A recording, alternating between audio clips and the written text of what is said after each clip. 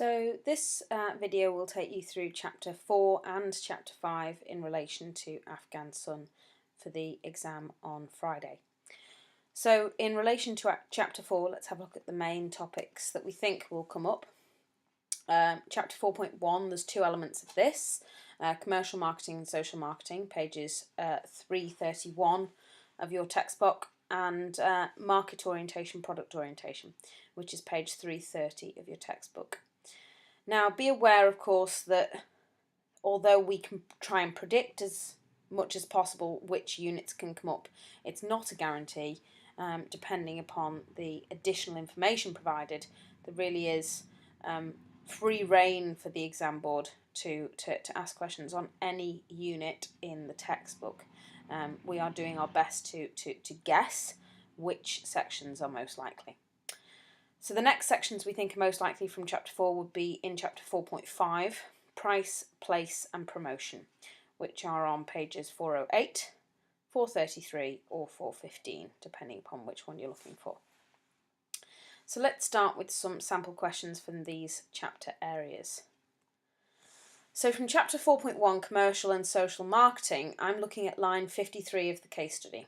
David believes that commercial marketing would have more of an impact than social marketing because he sees the solar power systems as being product orientated rather than market oriented. So in the case of AS, differentiate between commercial and social marketing. Now we've done this before, so hopefully this will be a simple question for you to answer. So pause the video and have a go. Okay, let's have a look at a sample answer. Commercial marketing is the use of marketing strategies to meet the needs and wants of customers in a profitable way. Unlike social marketing, commercial marketing traditionally is largely values-free. Social marketing is the planning and implementation of programs to bring about social change.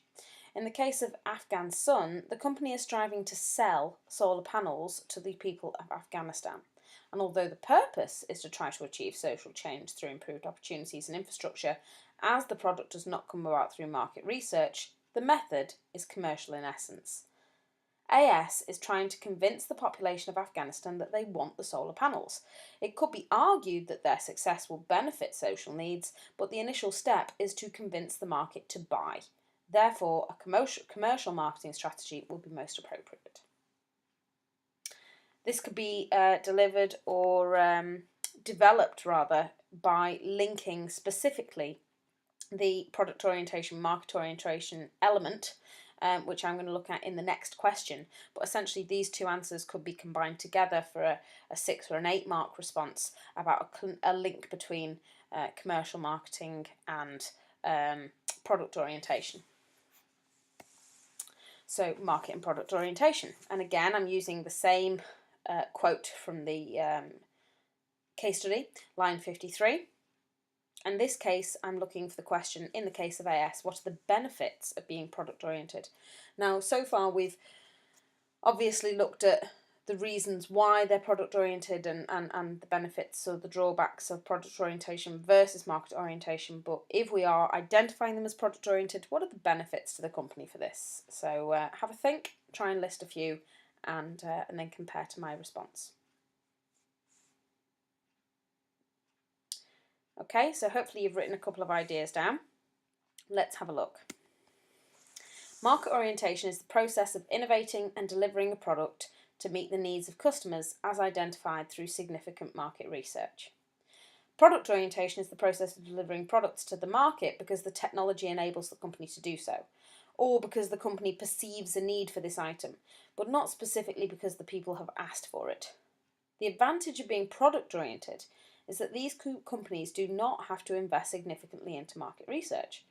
Product-oriented companies are often considered higher risk, and as such they have the chance of higher potential gain.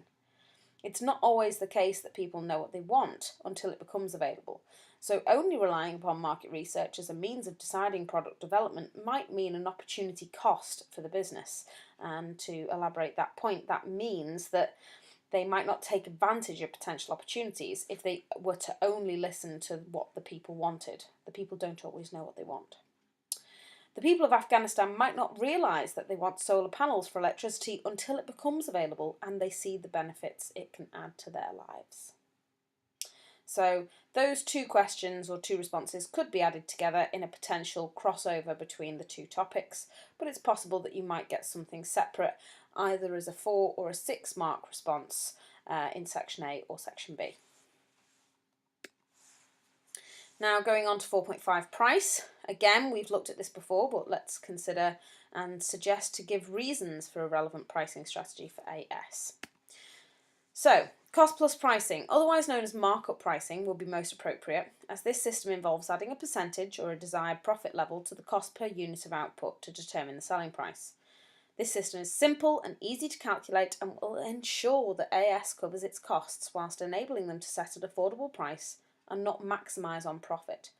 Sue wants to ensure that AS will be sustainable and a small profit margin will be necessary in order to enable the company to grow and to pay back its loan from AHH, but profit maximisation is not Sue's primary objective. This, if necessary, can be used in a counterbalance argument with a potential pricing strategy that wouldn't be appropriate.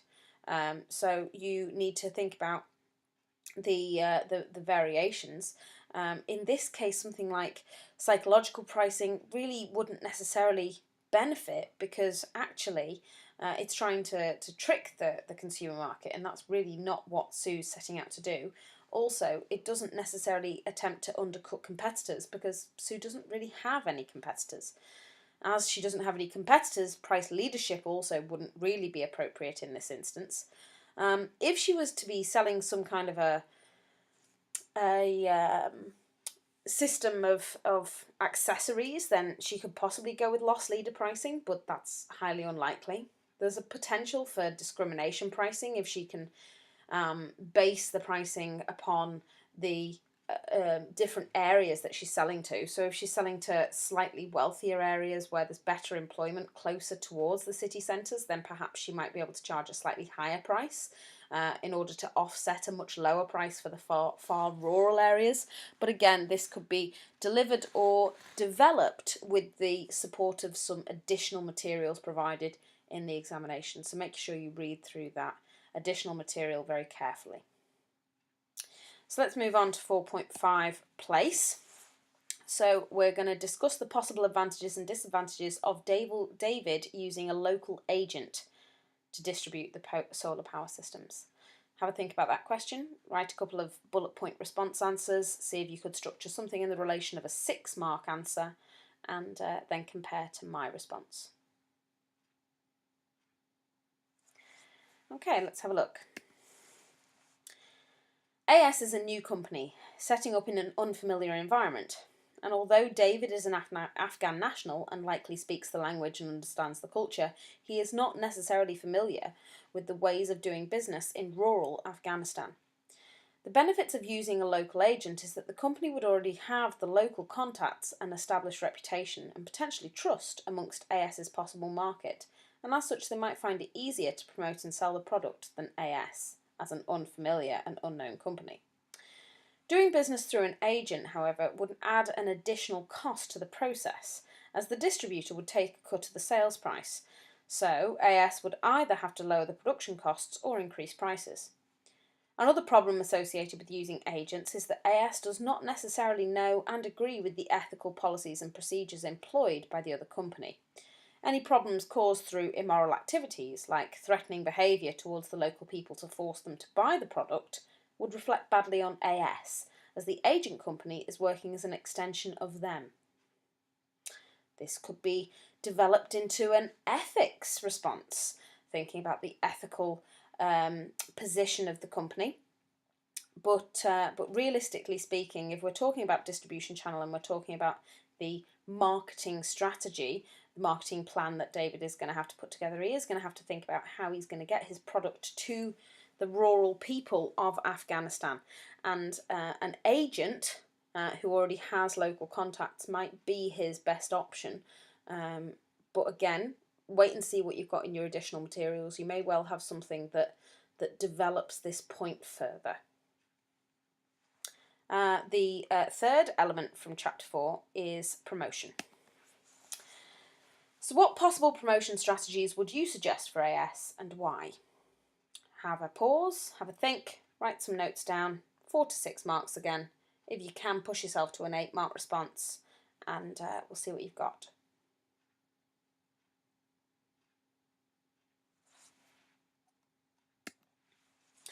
So AS will have to rely on below-the-line promotion strategies, as these have less significant cost implications, and one of the primary objectives in order to sell the product for the lowest possible price is to keep costs down. AS will have to rely on word-of-mouth promotion or direct marketing as a means of promoting their product. As a large proportion of the population is illiterate, written advertisements like posters might not be appropriate.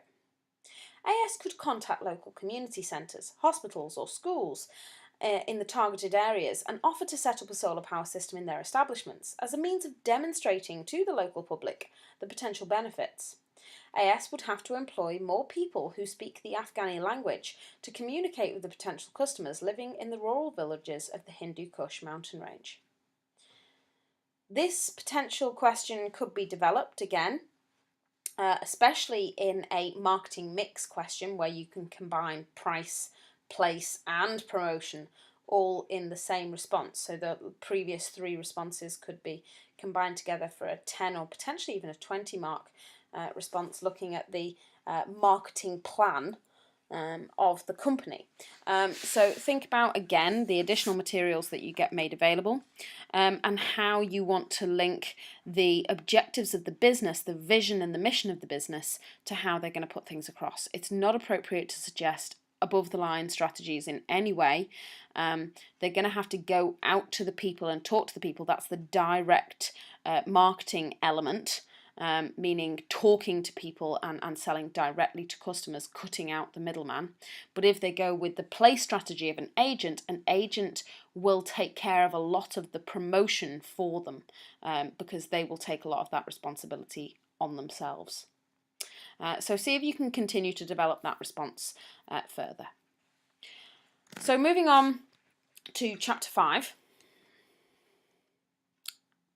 These are the main overview elements. 5.2 production methods, which you'll find on page 480 of your textbook. 5.3 methods of lean production, page 490. 5.4 location, which is on page 507. And 5.7 crisis management and contingency planning on page 547. Let's have a look at some sample questions and see if we can try and pull out some different points than what we just discussed in class. So, 5.2, production methods. After more detailed research, the team decided the solar power systems would be produced using cellular manufacturing. That is line 21 of the case study. Identify the advantages of cellular manufacturing as a method of production. Have a think, write your ideas down, and then let's compare. So, one drawback of traditional mass and flow production methods is that people working in isolation become bored, and this can negatively affect motivation. According to Maslow's hierarchy of needs, employees require the opportunity to work in teams and to be able to develop socially. Cellular manufacturing enables employees to work in teams along the assembly line, promoting social well-being and sharing best practice. Employees also have the opportunity to swap jobs within the team. This is called job rotation, which is a free method of motivation as a non-financial reward. Job rotation is an example of job enlargement, which Herzberg identifies as a motivator toward better productivity by keeping staff interested and engaged in their roles. Let's continue. 5.3, methods of lean production.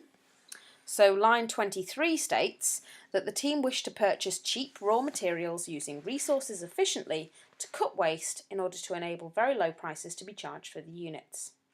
How might lean production benefit AS in their attempts to keep prices low? So we'll have a look at some lean production methods and how it could be used at AS. Have a think, put some notes down, and then compare in a minute.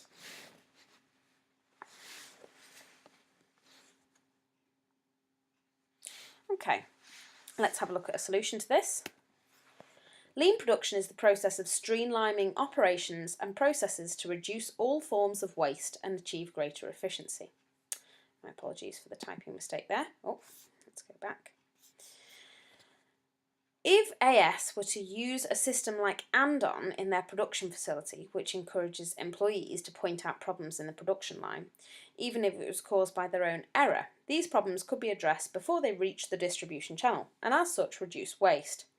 In order to achieve this, the company must ensure a blame-free culture where employees feel comfortable in pointing out mistakes. In addition to Andon, AS could use Kaizen strategies to ensure that their employees were constantly working towards small improvements, which as a whole can add up to a big difference for the company. For example, if each team were to set a time target for the completion of their section of the production process, they might find that the whole system runs more efficiently. However, supervisors would have to ensure that quality was not compromised by this time efficiency. Methods of lean production. This is a high-level topic, so you standard-level students don't need to worry about this. Let's move on.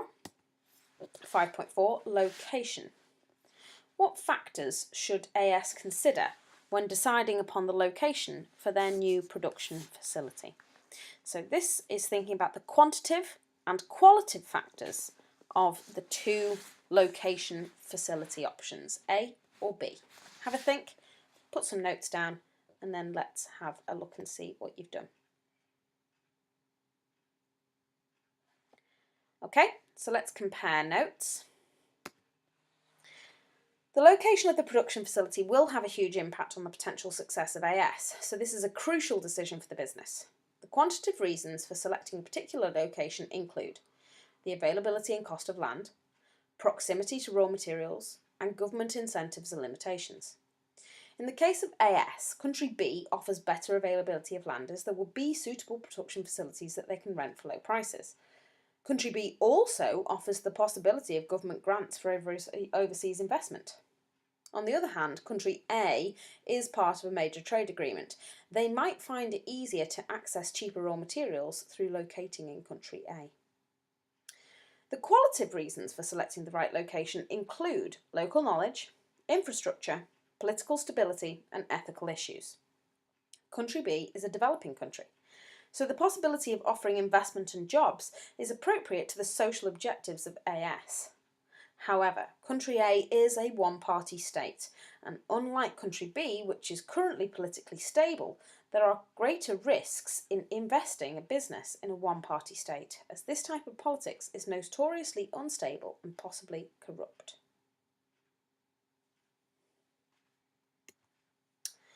.7 Crisis management and contingency planning.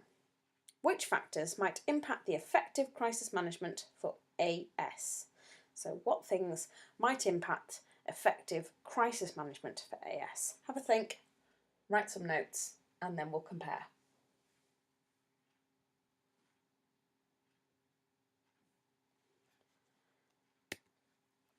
In the event that contingency planning has not accounted for the emergency situation, AS will have to rely on crisis management. There are several factors which can impact the effectiveness of crisis management. Firstly, the company must consider transparency of the issue.